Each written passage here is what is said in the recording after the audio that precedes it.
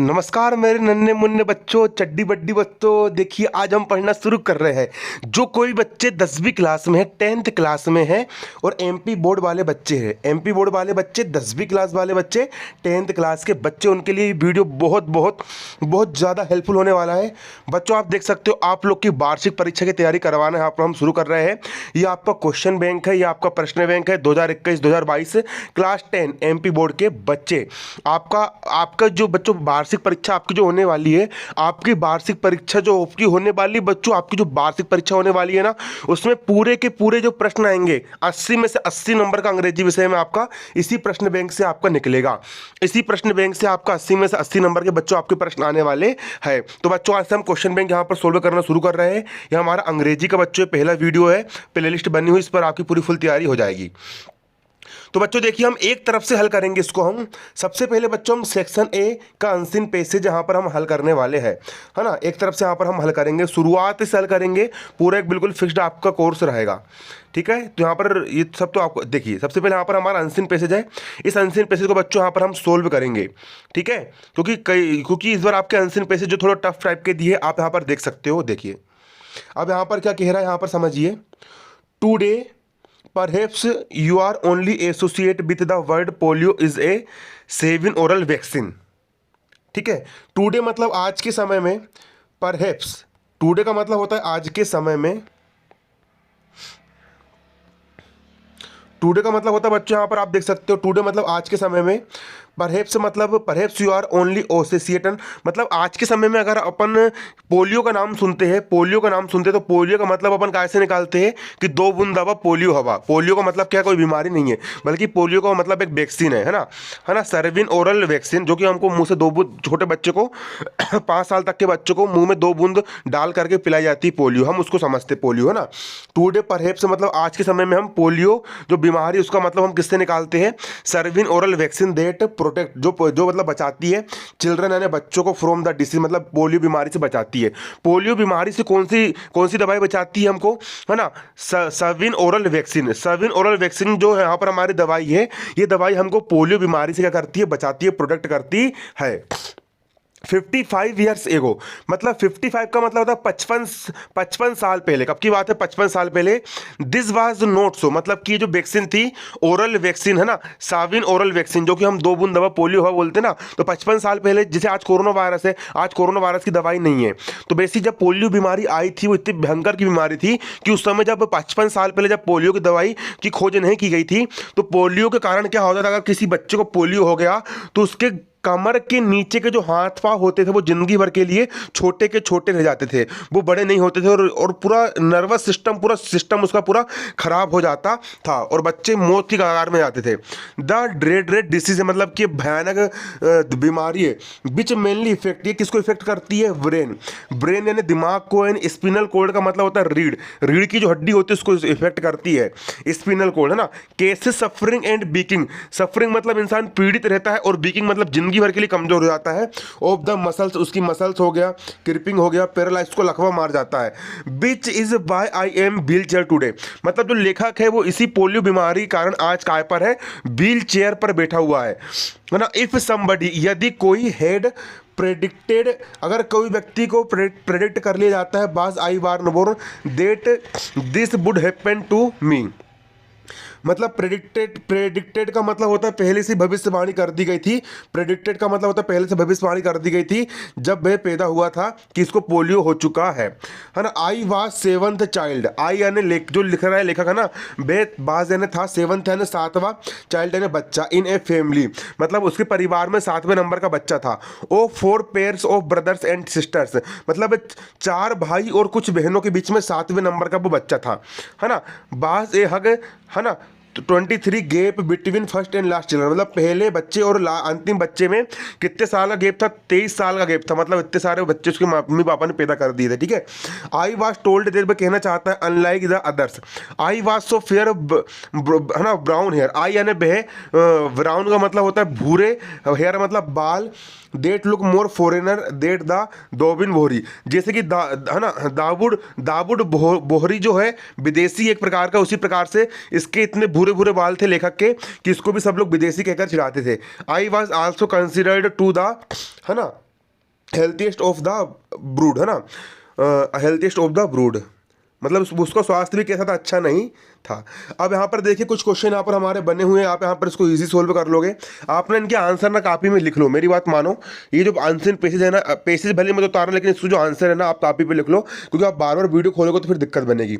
आप कॉपी में इसके आंसर को लिख लो, नोट कर लो कॉपी में, क्योंकि अनसीन पेजेज भी आएंगे तो इसी के अंदर के ही उठ करके आना है। पिछले साल भी आपके जो अनसीन पेजेज आए थे वो इसी के अंदर के आए थे, ठीक है।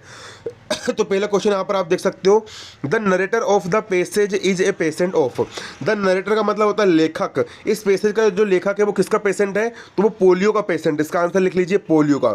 To say something about the future is to, मतलब भविष्य के बारे में है ना, भविष्यवाणी करना क्या कहलाता है, इसको प्रेडिक्ट कहते हैं। प्रेडिक्ट का मतलब कहते हैं भविष्यवाणी, भविष्यवाणी कहते हैं प्रेडिक्ट, इसका आंसर आएगा बी। तीसरा, the narrator was the seventh child in a family, है ना, देट हेड, जो नरेटर था वो 7वें नंबर का बच्चा था, और उसके साथ क्या था, एक स्कोर, और है ना, स्कोर चिल्ड्रन, 8 चिल्ड्रन, 8वां बच्चा था, 9 चिल्ड्रन, 23 चिल्ड्रन। द नरेटर मतलब लेखक वाज यानी था 7th चाइल्ड यानी 7वां बच्चा उसकी फैमिली में, है ना, देट हेड जो कि क्या था, और फैमिली में कितने बच्चे थे टोटल, तो बच्चों यहाँ पर ना इसका आंसर आएगा आपका 8 चिल्ड्रन, इसका आंसर आएगा बी 8 चिल्ड्रन।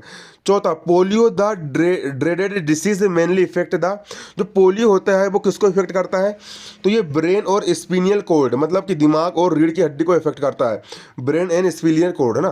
पांचवा यहाँ पर आप देख सकते हो, what made the narrator look the foreigner, जो नरेटर है वो फॉरेनर मतलब विदेशी की तरह क्यों दिखता था, क्योंकि ही वाज फेयर, वो बहुत ज़्यादा गोरा था, और ब्राउन हेयर मतलब उसके जो बाल थे वो भूरे भूरे थे। तो इसका आंसर जाएगा पहला, 5वें नंबर का आंसर जाएगा पहला नंबर का। आप ये आंसर को लिख लीजिए बच्चों, तभी आपसे बनेगा, ठीक है। देखो बच्चों यहाँ पर हम दूसरे नंबर का पेज जहाँ पर हम सोल्व करेंगे, the great pyramid. Great pyramid का मतलब होता है एक आकृति होती है त्रिभुज के आकार की, क्या होती है, आकृति होती है पिरामिड। पिरामिड किसे कहते हैं यहाँ पर आप समझ लीजिए, यहाँ पर मैं आपको बताना चाहता हूँ पिरामिड का मतलब क्या होता है। इस प्रकार की यहाँ पर एक त्रिभुजाकार आकृति होती है, ठीक है, इस प्रकार से यहाँ से ऐसी एक आकृति बनी होती है त्रिभुज के आकार की, उसको पिरामिड कहा जाता है।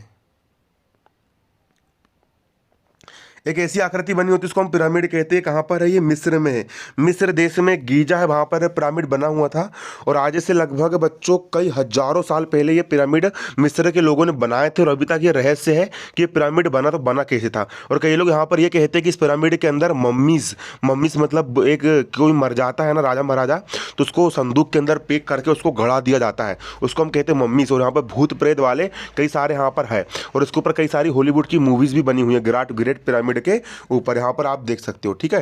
कई सारी क्या बनी हुई है, मूवीज भी यहाँ पर बनी हुई है। तो ये ग्रेट जो पिरामिड है कहाँ पर है, गीजा में है, ठीक है।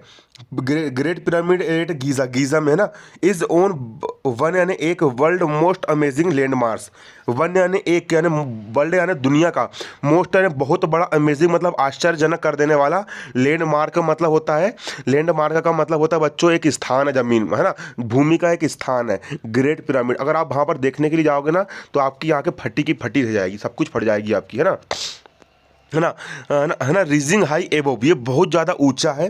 सहारा डिसर्ट, सहारा डिसर्ट का मतलब होता है सहारा रेगिस्तान। सहारा रेगिस्तान जो है बच्चों, सहारा एक रेगिस्तान है विदेश में, है ना, ठीक है ना।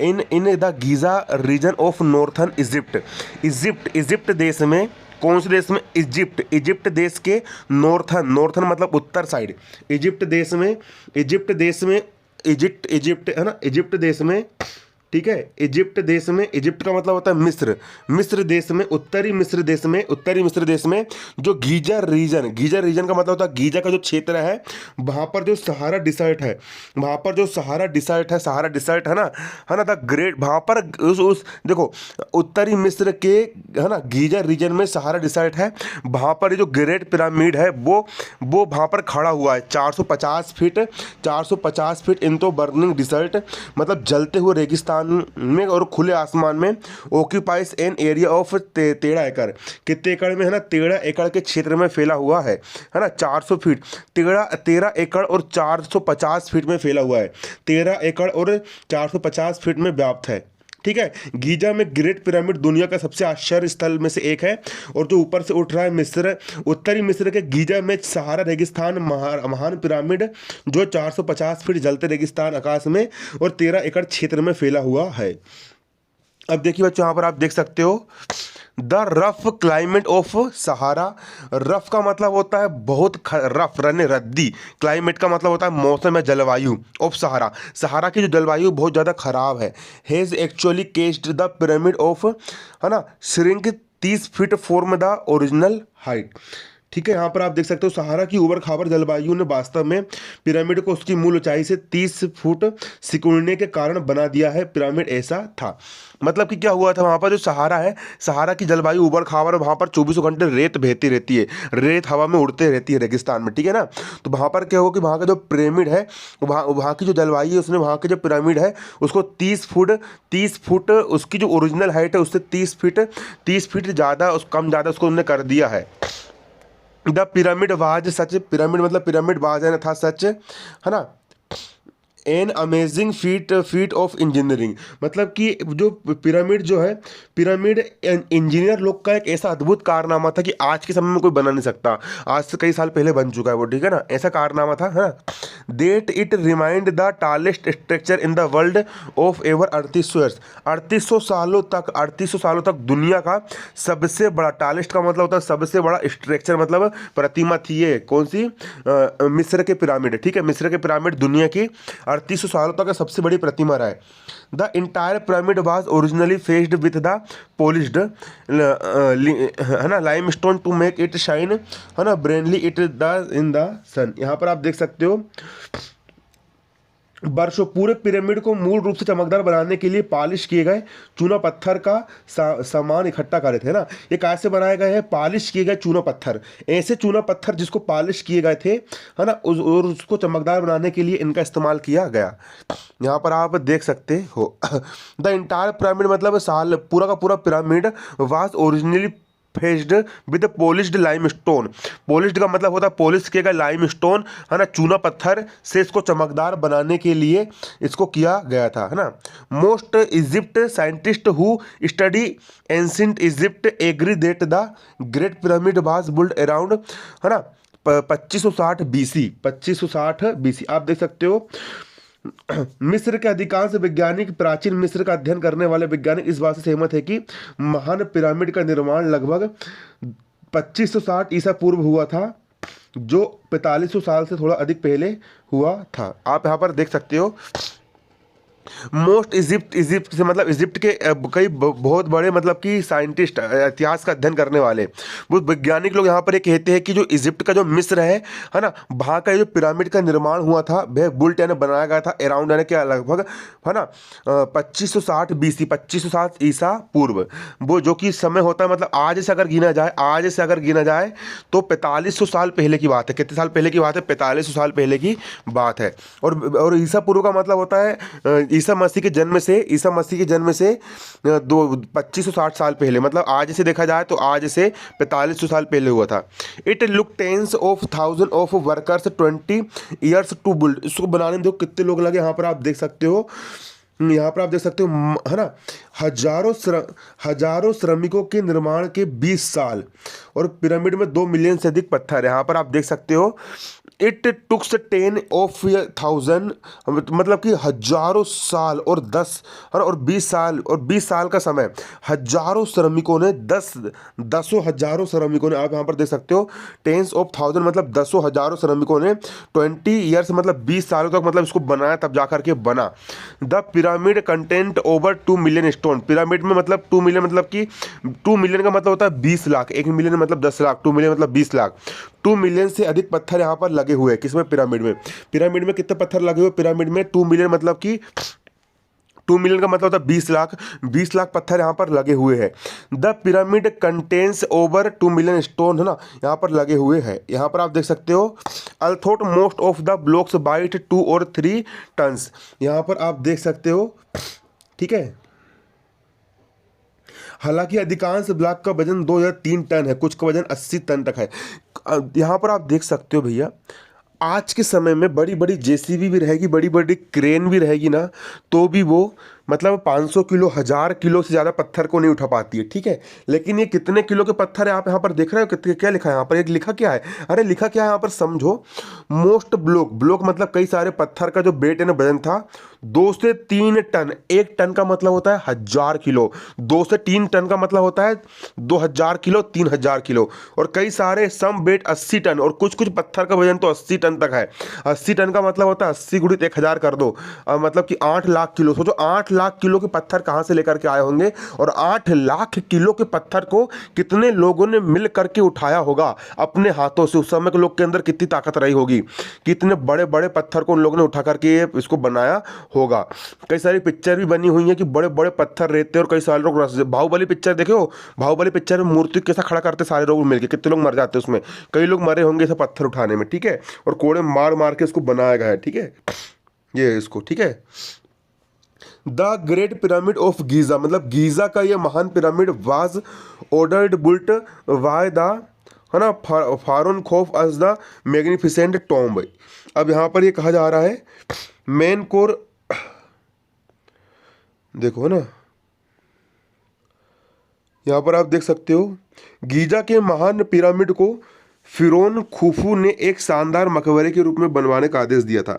गीजा का जो महान पिरामिड है उसको फिरौन खुफू गीजा का जो महान पिरामिड है उसको फिरौन खुफू ने एक मकबरे के रूप में बनवाने का आदेश दिया था।